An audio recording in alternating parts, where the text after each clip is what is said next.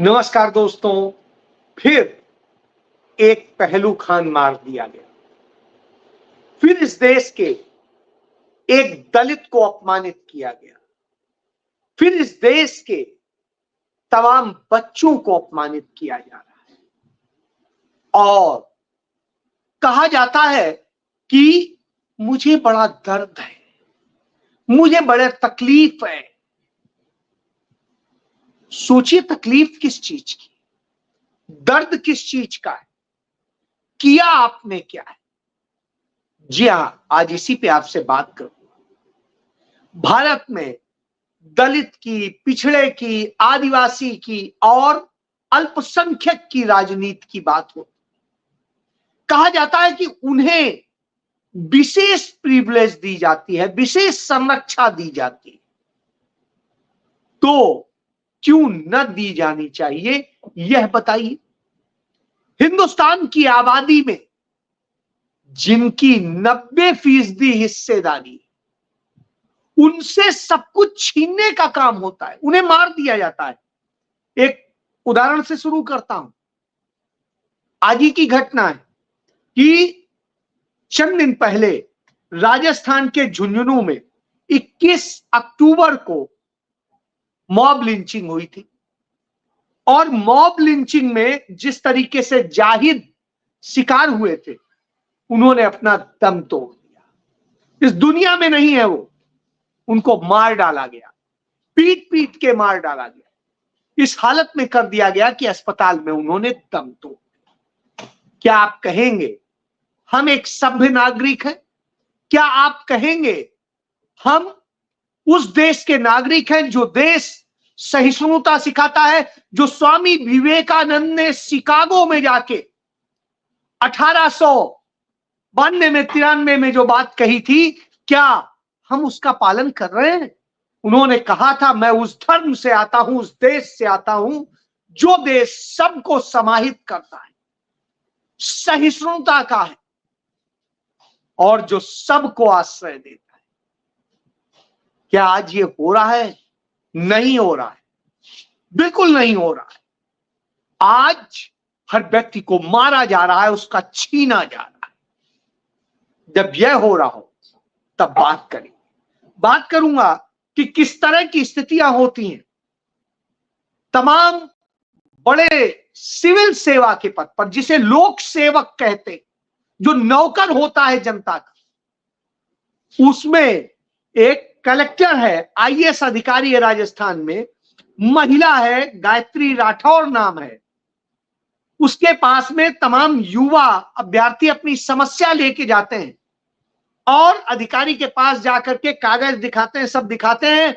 तो वो महिला अधिकारी क्या कहती, क्या सरकार से पूछ के पैदा हुए थे? ये देखिए,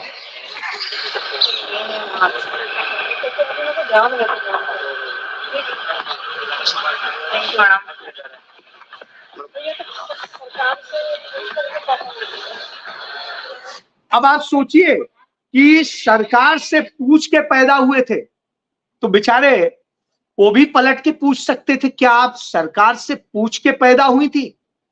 आपके बाप ने, आपकी मां ने क्या सरकार से पूछ के पैदा किया था? नहीं कह पाएंगे, क्योंकि वो बेचारा पीड़ित है, दबा कुचला है। इसलिए उसकी बात कौन सुनेगा, कौन कहेगा? और जब यह बात आती है तो एक और घटना का जिक्र कर देता हूं।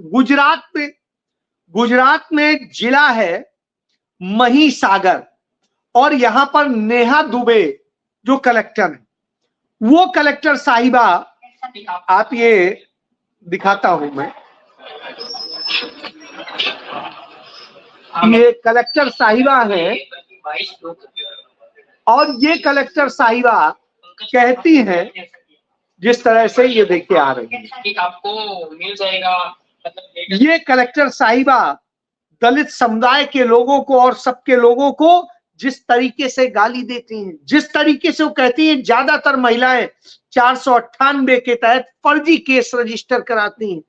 ये नेहा कुमारी दुबे जो हैं, वो कहती हैं वकीलों को जूते लगाने चाहिए और न जाने क्या क्या। अब आप एक बात बताइए, इसी तरीके से आपको मैंने पहले बताया था, राजकुमार पांडियन है जो वहां पर आईपीएस, जो फर्जी इनकाउंटर मामले में 7 साल जेल भी काट चुका है, वो किस तरीके से ऐसी नफरत फैलाने की और सबकी बात करता है, दलित समुदाय के लिए करता है। सवाल तो उठता है, लाजमी है कि आखिर क्या है। राहुल गांधी इसीलिए सामाजिक न्याय की बात करते हैं, इसीलिए उस बात के लिए लड़ते हैं जो वास्तव में कांग्रेस का मूल एजेंडा है कि हर व्यक्ति को न्याय मिलना चाहिए, हर जाति को न्याय मिलना चाहिए। उदाहरण बता देता हूं, हिंदुस्तान के इतिहास में यदि आप देखेंगे, सबसे पहले कांग्रेस पार्टी ही है जिसने दलितों को हक देना शुरू किया। सबसे पहले संविधान बनाया, संविधान बना के सबको हक कैसे दिया जाए उसको लेकर के पूरी व्यवस्था की। लोग जानते नहीं हैं, लेकिन वो जान ले कि आंध्र प्रदेश में दामोदर संजीवैया थे, वो पहले दलित मुख्यमंत्री थे, पहले दलित मुख्यमंत्री हिंदुस्तान के इतिहास में वो कांग्रेस ने दिया था। भोला पासवान शास्त्री थे बिहार में, पहले दलित मुख्यमंत्री बने थे, कांग्रेस ने दिया था। राम सुंदर दास बिहार में पहले दूसरे जो है मुख्यमंत्री थे दलित, वो भी कांग्रेस ने दिया था। राजस्थान में जगन्नाथ पहाड़िया दलित मुख्यमंत्री थे, कांग्रेस ने दिया था। और उसके बाद महाराष्ट्र में सुशील कुमार शिंदे दलित मुख्यमंत्री थे, इन्हें देश का दलित गृह मंत्री भी देश का बनाया। तो आप सोचिए, ये थे। और इसके बाद में आप याद करिए, चरणजीत सिंह चन्नी पंजाब में पहले दलित मुख्यमंत्री थे, आज तक वहां किसी ने डिप्टी सीएम तक नहीं बनाया है। ऐसे ही देश में भाजपा ने आज तक एक दलित सीएम नहीं बनाया है। तो आप सोच लीजिए कि ये कहते हैं कि हम बड़े हित चिंतक, जिन्होंने डॉक्टर भीमराव अंबेडकर का पुतला फूका था और उन्हें वो किया था, ये भाजपाई, जो उन्हें अपमानित करते हैं वो भाजपाई। तो इससे आप समझ सकते हैं, इस देश का पहला दलित प्रधानमंत्री मुख्य राष्ट्रपति वो कांग्रेस पार्टी ने बनाया, KR नारायणन। पहली दलित स्पीकर कांग्रेस पार्टी ने बनाई, मीरा कुमार।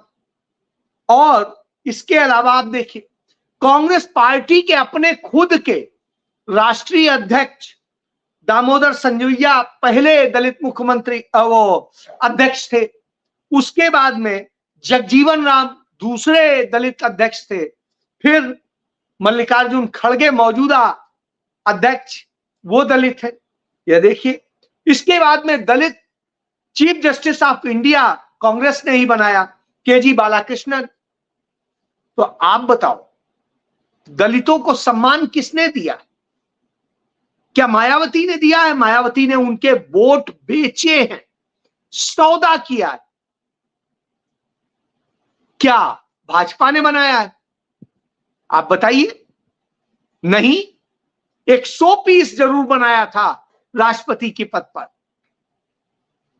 और जिसे बनाया था आप जानते हैं वो आज तक किस तरह से उससे राष्ट्रपति पद की गरिमा गिरा करके कमेटियों का उसको चेयरमैन बनाया जा रहा और वो काम कराया जा रहा, जबकि राष्ट्रपति का पद ये होता है कि उसके बाद उसे कुछ करना नहीं, जिंदगी भर जब तक वो जीवित रहेगा उसी प्रोटोकॉल से रहे, एक राजा की तरह रहे, सरकार उसके खर्चे उठाए। लेकिन साहब यहां पे तो मोदी को सलाम करने आना पड़ेगा वाली स्टाइल में। इसी तरीके से मुस्लिम्स की यदि बात करें, अल्पसंख्यकों की बात करें, तो कांग्रेस के अलावा किसने दिया है उन्हें? किसी ने नहीं। देश के पहले यदि बात करेंगे तो मुख्यमंत्री भी बनाया कांग्रेस ने मुस्लिम इस देश में। इस देश में कांग्रेस ने ही इस देश में सदर रियासत भी बनाया, और कांग्रेस ने ही इस देश के पहले शिक्षा मंत्री भी मुस्लिम बनाए, राष्ट्रीय अध्यक्ष भी बनाए, और भी बहुत कुछ। तो आप इससे समझिए कांग्रेस के अलावा किसने दिया, किसने किया?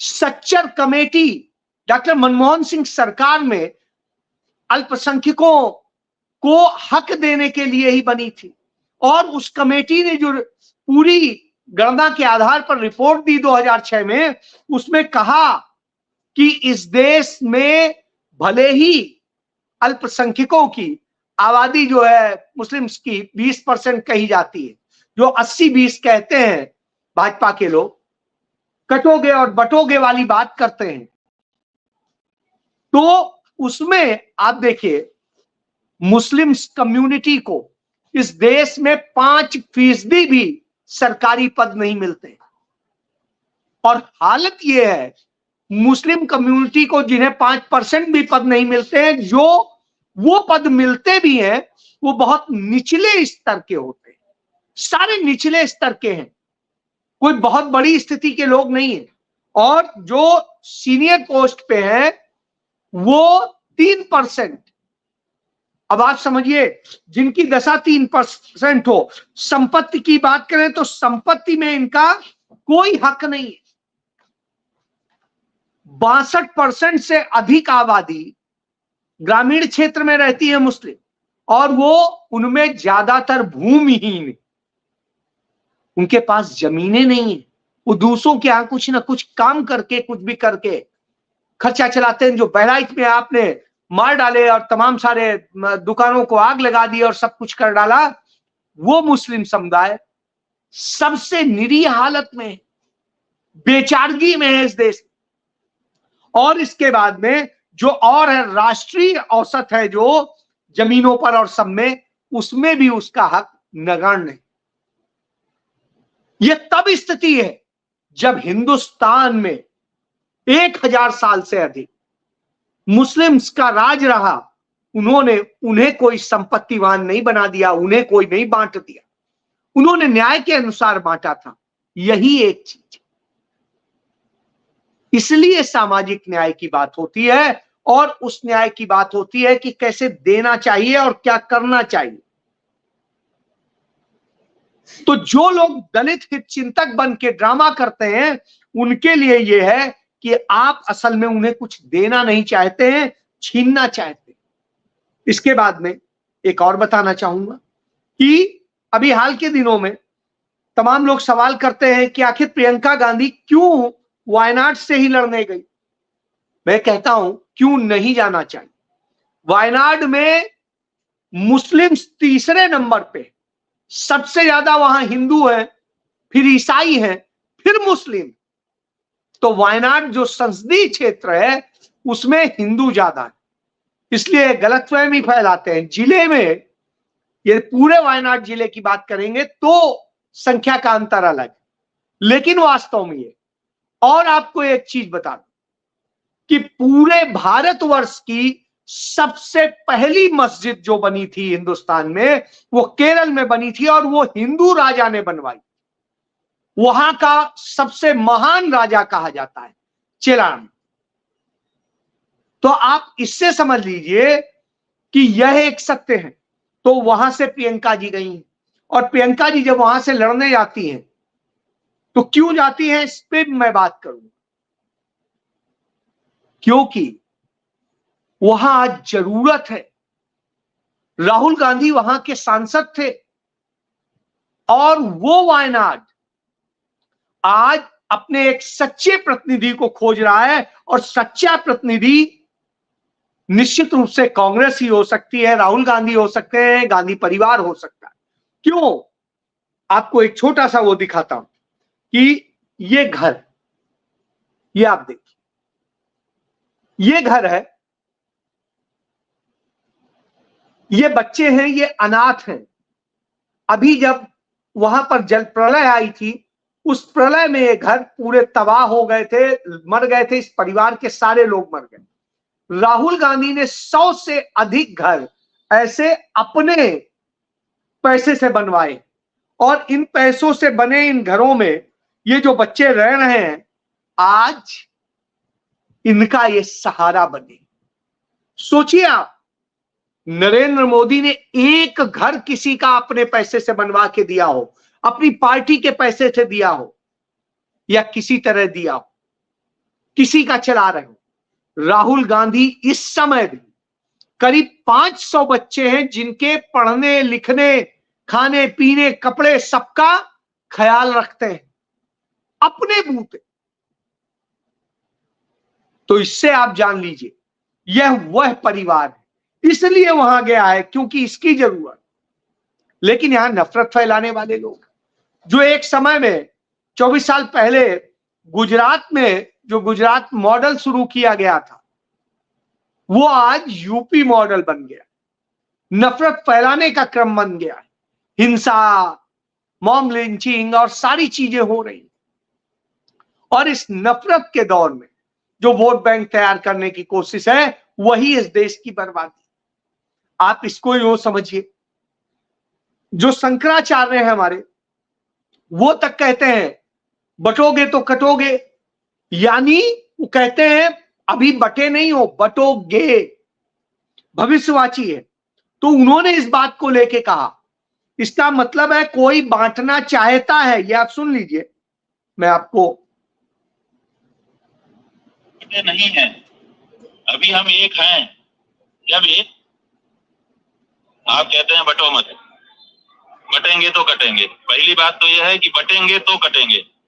बटेंगे तो ये बटेंगे जो क्रिया प्रयोग की जा रही है ये भविष्यकाल की क्रिया है। इसका मतलब है कि अभी बटे नहीं हैं, अभी हम एक हैं।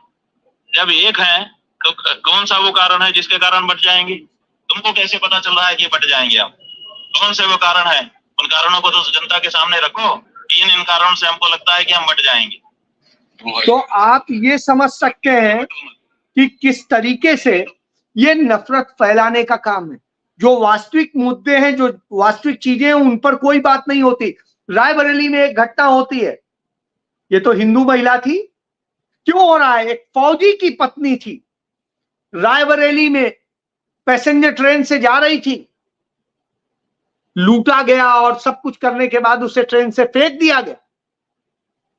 गिरती है, अपाहिज हो जाती है, मरणासन्न है। अब आप सोचिए, आप अपने धर्म की महिलाओं बेटियों उनको बचा नहीं पा रहे हैं अपने लुटेरों से, और आप कहते हैं कुछ और। असल में आप ये ड्रामे करके असुरक्षित बना रहे हैं देश को, इस देश के लोगों के हक छीन रहे हैं, और वो हक छीनने के काम पर पर्दा डालने के लिए आप ये नफरत के माहौल बना रहे हैं, बटोगे कटोगे टाइप के नारे बना रहे हैं। आप दलित को ब्राह्मण से, क्षत्रिय से, यादव से, वैश्य से सबसे लड़ाते हैं। आप हिंदू को मुस्लिम से लड़ाते हैं, हिंदू को सिख से लड़ाते हैं, हिंदू को ईसाई से लड़ाते हैं, पारसी से लड़ाते हैं, बौद्ध से लड़ाते हैं, जैन से लड़ाते हैं। सबको बर्बाद करने का आपने ठेका ले रखा है। जबकि वास्तविकता देखिए, यदि हिंदुस्तान का इतिहास देखिएगा तो गंगा जमुनी तहजीब का इतिहास था। जो काशी हिंदू विश्वविद्यालय बना, हैदराबाद के नवाब ने उसमें सबसे ज्यादा धन दिया। तो हिंदू विश्वविद्यालय के लिए दिया। आप यदि हक की बात करेंगे तो आप देखिए, हैदराबाद रियासत में जो मुस्लिम्स के पास थी वहां की संपत्ति में 33% हिस्सा था, बाकी 67% हिंदुओं के पास था। वो चाहता तो सारा कब्जा कर सकता था, नहीं किया। यह इस बात का सबूत है कि मुस्लिम्स ने आपको हक दिया। आज अयोध्या में हो, मथुरा में हो, काशी में हो, कहीं पर भी जितने मंदिर और दूसरे सब बने हुए हैं और पूरे हिंदुस्तान में वो मुगल कालीन बने हुए, जो 7वीं शताब्दी के बहुत चुने हुए मिलेंगे, और वो भी दक्षिण भारत में मिलेंगे ज्यादातर। उत्तर भारत में तो मुगलिया सल्तनत के दौरान, मुस्लिम सल्तनत के दौरान ही इन मंदिरों का विकास हुआ। यानी उन्होंने आपको इतना सेक्युलरिज्म दिया था, और आप नफरत फैलाने का काम करते हैं। उन दलितों ने, सबने मिलके उसके लिए काम किया था। आज उनको आप मार के उनका हक छीनना चाहते हैं। इसीलिए राहुल गांधी की जरूरत है, इसीलिए प्रियंका गांधी, गांधी परिवार की और कांग्रेस की इस देश को जरूरत है, क्योंकि न्याय तभी मिलेगा। बाकी किसी ने न्याय नहीं दिया है, चाहे मायावती रही हो, चाहे कोई और रहा हो। मुस्लिम लीग ने भी न्याय नहीं दिया, तो न्याय सिर्फ कांग्रेस ने दिया था, दिया है, और देने की बात राहुल गांधी करते हैं। इसलिए हमें सच पहचानने की जरूरत है, नहीं तो तमाम जुनैद, तमाम रामचेत, तमाम जैसे ऐसे लोग मार दिए जाएंगे मॉब लिंचिंग में, और हम रोते रहेंगे, हम बर्बाद होते रहेंगे।